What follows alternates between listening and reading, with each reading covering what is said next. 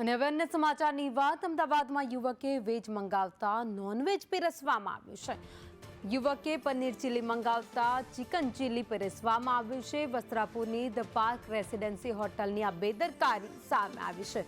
Veg non veg એક જ કિચનમાં બનતું હોવાનું પણ સામે આવ્યું છે। હોટેલ સામે એએમસી કાર્યવાહી કરે તેવી યુવક દ્વારા માંગ કરવામાં આવી છે। તો આ કોઈ પહેલો બનાવ નથી। અત્યાર સુધીમાં અનેક બનાવ સામે આવી ચૂક્યા છે, જેમાં વેજ ઓર્ડર કરવામાં આવ્યું હોય ને નોનવેજ હોટેલ તરફથી પીરસવામાં આવ્યું હોય। અમદાવાદની જ વધુ એક રેસ્ટોરન્ટ જ્યાં યુવક દ્વારા પનીર ચીલીનો ઓર્ડર આપવામાં આવ્યો હતો, પરંતુ ગંભીર બેદરકારી રેસ્ટોરન્ટની, જ્યાં તેણે નોનવેજ યુવકને પીરસ્યું છે।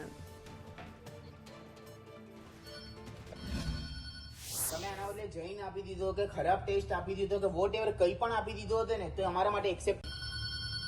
તમે આના બદલે જૈન આપી દીધો કે ખરાબ ટેસ્ટ આપી દીધો કે વોટ એવર કંઈ પણ આપી દીધો હતો ને તો અમારા માટે એક્સેપ્ટ। વધુ અપડેટ સાથે સંવાદદાતા જિગ્નેશ અમારી સાથે જોડાઈ ગયા છે। જિગ્નેશ, વધુ એક અમદાવાદની રેસ્ટોરન્ટ જેની ગંભીર બેદરકારી સામે આવી છે। ભાવિની સંચાલક છે હોટલના, તેઓની બેદરકારી અવારનવાર સામે આવી છે।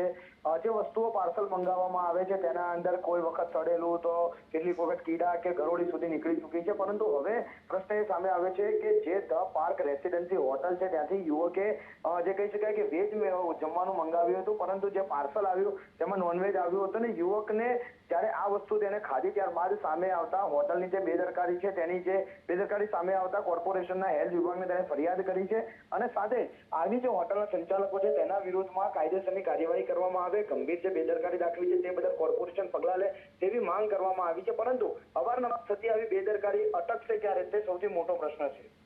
આભાર માહિતી માટે।